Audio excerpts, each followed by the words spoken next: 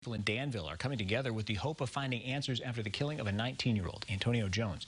Happened exactly a week ago near the corner of Florida and Commercial Streets. Now the parents are sharing their son's story, and WCIA3's Karina Rubio met with them to hear it. He had a lot to offer this world. He had a planned future. Dozens of mementos in his honor, but Anthony Jones and Jasmine Gonzalez no longer have their son. Antonio Jones lived right here in the Douglas Park neighborhood, and he was shot just steps away from his home. It happened last week, Thursday night. Police found him laying unresponsive in the middle of the street with a gunshot wound to the back.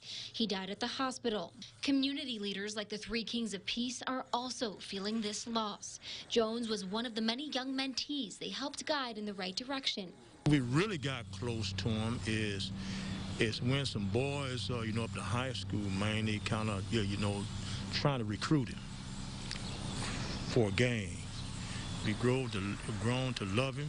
Jones even played at one of the Three Kings Church. Not only did he sing, but he also filled in as a drummer. I would tell other pastors, hey, I got the Jackson 5 coming. I tell you, that changed the atmosphere of my church around. And as for one of the other group members who's also an alderman, I'm basically outraged. And the reason I'm outraged, in the last 3, 4 years, 5 years, there have been over 10 killings in my ward.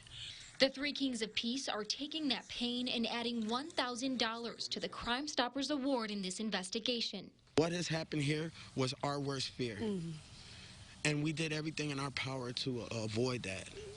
My son was not involved in anything remotely violent, negative.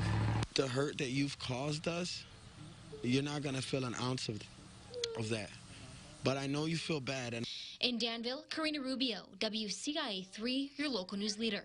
The total Crime Stoppers reward in this case is now at $2,000. There is a GoFundMe link for anyone wanting to add to it. Family and friends say they are also planning a peace march for Jones.